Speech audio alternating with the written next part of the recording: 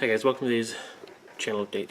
Hey, it's been a while, so this is going to be a few minutes, probably a few minutes longer than what I would normally do as a channel update. But there's a lot going on, a lot about to happen, and I wanted to kind of get it all out there. So the first thing I want to mention is I'm about to head out to my gaming on my day, and it's bits day, so today we're doing a little bit swap. So I'm hoping to restock my bits box, which has been completely drained. Well, not completely, but drained really bad thanks to, I'm going to blame Scrag Guard on it, because if it wasn't for his bits box challenge, I wouldn't have made the Mega Dread that I did, and I wouldn't have found a couple other things to build. So drained it down pretty good. So I need to stock up, especially since I'm going to do my Rogue Trader kill team as soon as those rules get finalized. I'm having a lot of fun with that. They're in the development process right now still in Heralds of Ruin to nail down that list for they're in playtesting mode right now. So I'm looking forward to that. That's going to be fun. But the biggest news is as I record this, I'm hitting toward that. I'm at 75 subs, which to me is a pretty good. I mean, it's good. I'm not. I didn't have any idea of how easy or hard it would be to get subs, and I know that's a gauge of the popularity of the channel, but I also noticed I got 75 subs, but there's a handful of you guys that are commenting quite a lot, which is great. I really appreciate that, the comments and the feedback. And so 75 is good. I'm liking it. It's only been since March where I've been doing this, and again, primarily to get what I've been doing modeling wise, idea wise, out there into the public where others can benefit from it. Because in my small circle at the gaming store, they're into different things than I am, as far as their interest in what they're trying to do with their armies or whatever. So a lot of what I do doesn't translate well to what they're doing. So I wanted to get it out there a little more into the general public, so that others who could benefit from it. But 75 is cool. 100's on its way. That's going to be kind of interesting. I know there's a tradition, when you hit 100 subs, to do some sort of giveaway, which I do want to do. I don't know what it'll be, so please suggest something. I mean, I want ideas. I like what Scrag Guard did with his bits challenge for his 50/100 subs. That was really good. And I know IDIC did a video response kind of thing for his 5,000 subs, which is really kind of cool. So, but let me know what you think. I want to do something that's a little more creative, more fun, more engaging in the community, whatever. Not just a random giveaway. Well, sorry, that came out wrong, because it might be a random giveaway, but I want there to be more to it than just a bunch of names in a list, a random roll. I want to actually make a couple shout-outs here real quick, because I've gotten where I'm at because of help. It's encouragement. So the first one I'm going to give encouragement or a shout-out to, you guys already pretty much know. I'm pretty sure anyone who subscribed to my channel has already subscribed to his, but it's IDICBeer. He's a big reason why I'm at 75 and not 25. And matter of fact, that's probably the right number there. He's been extremely encouraging and really honest with me as far as open. It's really helpful in the way he's given me shout outs more than I probably deserve, but it's kind of nice. Honestly, I didn't expect it, but it feels good to have a shout out, But because of that encouragement he's given with, he's commented on almost every single one of my videos, if not every one of them. It's been really helpful to know kind of when I'm on the mark and when I'm not. And thanks a lot, Nick. I appreciate that. And yeah, I just wish there was more I could do to thank you for that. But all right, the other one I want to kind of shout out about is StolasJC. Now, both these links will be down below. Some of you I know are already subscribed to him as well too, but I like his channel is kind of refreshing, and it's what I would call even simpler than mine. In that, I mean, I'm trying to do some other, I guess I'll call it more academic things and battle report-y kind of things, but he's really strictly on the modeling side of things. You get to watch him build stuff, and he's made a couple buildings, you know, kind of, they were created while you're watching on the film. The thing I love about it is that you're able to kind of do your own modeling. It's like having a modeling buddy sitting next to you working on his project while you work on yours. So I really enjoy his videos for that reason. But he also, he was talking about lighting at one point, and I was struggling with some lighting issues, especially with the colors not being true on the video to what they really are. And so we chatted, and he was very helpful, helped me understand kind of what I should look for in lights, and not necessarily light setups, but the bulbs itself. And it actually has helped. I was able to understand what he was trying to say, and I think it's better. Sorry, now I think it might be too bright still. I'm trying to work that out. I may have gotten bulbs that were too bright, but they are truer to the color. So when you see the model, especially like the Malcador recently, there's several different shades of color in the weathering, and they all are apparent, which wasn't likely to be seen on my earlier videos with the older lighting, which was a little warmer, so it kind of gave everything almost a yellowish orange kind of a cast to it. Still pleasant, but not, again, it wasn't true color, which I really wanted you guys to see. So that's a big improvement. Now, one of the things I've also learned in this whole thing, this whole journey since March, is these battle reports are hard to film. Yeah, I knew they weren't easy because there's a lot going on, and you know, a game takes a couple hours or more. You know, and the big one's obviously 6 hours. Our Battle of Black Reach was, I think, a 7-hour game, and you got to condense that down to an hour or less. You know, I know that editing, that's kind of hard. You got to pick and choose things. But what I didn't realize was how difficult it is to do the camera work. It's not just point and shoot. In playing Tau, where you pretty much do point and shoot, it's very hard to get used to. What I like to do, I noticed doing these battle reports is I get really into the game, which is great. I mean, hopefully you guys can see it. I love the game I play, but it distracts me from the cam work. My Saber Epic 2 battle report, you can see it was probably one of the most fun games I've had in a long, long time, and it was great. Every turn, every dice roll there was suspense, and there was which way could it go. It was never going to be an easy battle, and I got so into it. But as I did, my camera work pretty much just bottomed out. It was not good.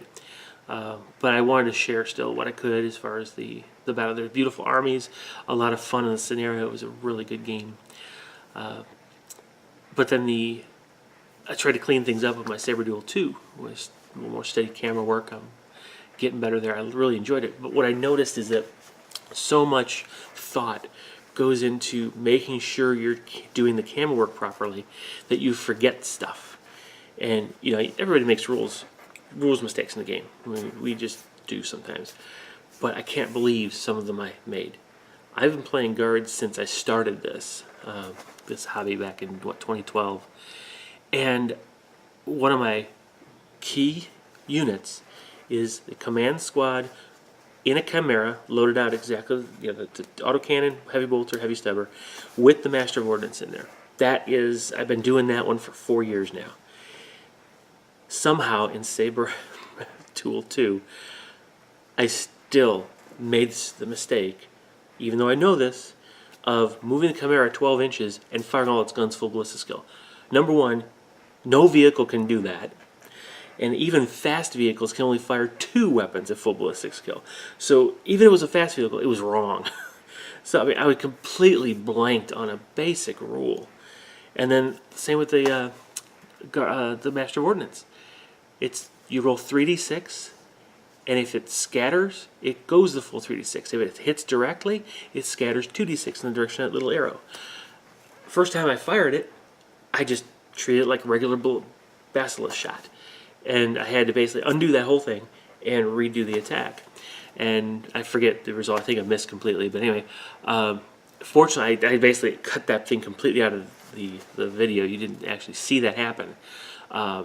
but I did catch it very, very shortly thereafter. But it's like these stupid mistakes on something I'd known how to do for years. So it's a lot harder than I thought it was. So I have a lot more sympathy for the folks at different places, or doing the dice rolling type of battle reports, and I really don't. I'm starting to get peeved by the guys who are kind of vicious in their comments about knowing the rules, because I know the rules pretty well, and I still made the mistakes, dumb rookie mistakes, just because I was filming. If I hadn't filmed, I wouldn't have made the mistakes. Really strange. So anyway, it's kind of fun. I am enjoying that.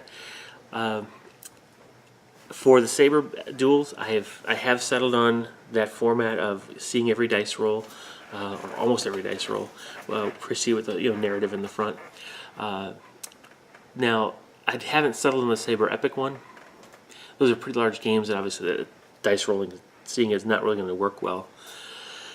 But I don't think that just a turn summary would do those justice either. So there's a mix there. I'm still kind of playing around with it. I'm thinking about doing a third battle report series, and these are going to be battle reports where I'm not actually playing. These are separate from the narrative campaigns I'll be doing. But this is just like two of the guys at the game store are playing, and I'm just kind of filming them, and it's a battle report of their battle. That way, I don't have to worry about rules and my tactics and all that kind of stuff. I can just focus on the videography. So I'm thinking about doing that. I don't know what the series will be called, but I'm thinking about doing that. That'll give me some practice doing battle reports without having to worry about the actual playing the game. That's a lot of mental processing you got to do. So that's just something that's coming up. I haven't decided how yet. Video editing has been something that's fun to learn. I'm learning, even learned stuff this month, having a different camera setup. Again, a camera idea I got from watching StolasJC. I was able to use that on my Malcador and weathering videos, how to do those different weathering effects. So in order to do that, though, you need to do some special editing on the software. Nothing fancy, but but I noticed that my video editor, which is just a basic Microsoft one, it doesn't have really a lot of the fancy effects that after doing Saber Duel number 2 with the narration that I put ahead of it, there were some effects I wish I could have done. I wanted to do a better dissolve or transition between like the Tau system map to the solar system map to the planet map, and I didn't have much to work with in the video editor, but I think I'm going to enjoy doing some of this special video editing. We'll see, but I'm not rushing into it. I want to get better at the videos, and there's content I've got planned I want to put you guys through. So that's what's going on there. Now, there's a tradition I know at 100 subs to do some sort of giveaway, which I'm looking forward to doing. That'd be kind of fun. I'm not entirely certain though what I want to do, so I would love suggestions from, especially from those of you who have been there before. Let me know kind of what might be a good idea. I really like the idea Scrag Guard had of his bitch challenge. That was to something to engage the community. I liked that a lot. And I want to do something kind of fun like that. But again, I don't know. Now, I'll be honest though, it may not happen when we actually hit 100. I don't know how, if things go the way they do so far, I won't hit 100 till maybe November, December. By then, everything will be fine. I'll know what's what. But between now and end of October, there's still a little bit of uncertainty in the job area, so I can't commit to anything as far as doing a giveaway. So if I hit during that time, just know I haven't forgotten. I just have to make sure that things are in order before I can go ahead and commit to something that large, because I really do want to do that. Now, something else is going to happen in October. I'm really looking forward to this. There's two things. One is something I've wanted to do for a couple of years now, but didn't really have an idea of what logo or design I wanted. But finally, I realized, hey, I've got a logo. You know, the First Division Winged Hussar helmet logo for my channel. that's the logo I'll use. So I'm going to actually, I've already worked with Chess6 to come up with some mock-ups. Matter of fact, take a look at what they've done so far. Okay, so these dice are going to be great. I'm looking forward to it. I've always wanted them. Now, I love the translucent red. That's, to me, is a beautiful dice. One of the things that's odd, though, is I noticed playing this last Saber duel was that I saw, Dave was using some of the Chess6 translucent red dice, and they look beautiful, but they're extremely shiny. So a few times the lighting came in, and it was kind of hard to see the pips perfectly. So I think what I'll do is I'm going to order both translucent and opaque. Translucent I'll do in my own personal gaming, and the opaque ones I'll use when I'm filming the particular battle, because that way you guys will be able to see it a lot better. So I'm looking forward to that. I cannot wait. The job's ready to go, the projects are ready to launch, but I gotta wait till I know I can do it. So I know in the middle of October I'll be able to do something, but there's some uncertainties out there. Now the next thing I'm working on with a local guy at our game store, he's working on laser etching some acrylic material, and he's creating for himself a line of products. The first ones obviously are templates, for different games, which is a great thing because I really need the large Hellstorm and the massive Blast templates, and you can't get those from Games Workshop anymore. The cool thing is I'll have my channel logo on it, which is fantastic. So I'll have a full set of templates eventually that'll have my logo. I'm looking forward to that. Another thing he's doing, though, is I'm working with him on his concepts for some objective markers and some effects markers, little markers for when a unit's pinned or falling back or a vehicle's stunned or what have you. So I'm working with him on that. So over the course of the next few months, you might start seeing some of those show up on the videos. I think I'm going to start with the objective markers, but I'm not entirely certain. Again, it all depends on how the end of October plays out, and we'll see what happens. Hopefully by the end of the year, I will have all of those new channel-themed items, objective markers, effect markers, and templates. Looking forward to that. When I do get them, I'll review them, I'll show them to you guys, and let you see what they are, and I'll give you content information if just in case you guys are interested or whatever. All right, one last thing I think I want to mention is I want to do Q&A. I think we're getting to the point where I've noticed, I may have 75 subscribers, but I've got a handful of real good regular commenters, and it's nice to have that feedback. So, I want to be fair, to give you guys a chance to ask questions, whatever. So I'm thinking when I do hit the 100 mark, I'll go ahead and I'll launch a Q&A type video series. But feel free to ask your questions here now. I'll just start compiling them, and the first Q&A would be pretty good. So hopefully, if things go according to plan, we'll end up getting by the December timeframe a Q&A video set up.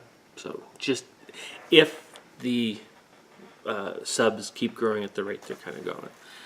So Malcador's almost done. I've got to wait for some dry transfer decals to come in to finish out that how to do dry transfers decal video, and then that model will be completed, and I can't wait to get that on the table. So other than that, that's about all the news I can think of that I know for sure. I know I've talked about narrative campaigns, but so right now there are a couple of them up in the air. Obviously the Necron one fell off. I did find that there are a couple of guys in town that have the Necron army or the AdMech army, so I might be able to put something together there, but I got to really evaluate. I don't want to rewrite the narrative for the Necron campaign because it's built on certain units and this certain fluff of how a Citadel mound awakens. So I don't know if that one's going to fly yet. The Dark Eldar story, I got some terrain to finish on that one, but that one is likely to happen in the fall. I still got to talk to the Dark Eldar player and see if he's really up to it. But if not, it's okay. I'm gonna kind of put together a string of narrative scenarios. I don't want to necessarily call it a campaign, but I want to kind of show the story of the Grand Army of the Laughing God, how it was, how it gets formed or whatever. So there'll be a few battle reports of some of the key figures, and before and after they've changed sides. But I got to actually work on the story, because a lot of that Grand Army story happens off the battlefield. So I got to actually do some writing there. So it's going to be a step out for me, but we'll see. I'm hoping it'll be fun. But other than that, there's not a whole lot else going on. Again, leave your comments below, share, like, subscribe, and I'll see you in the next video, whichever one it happens to be. Alright, bye-bye.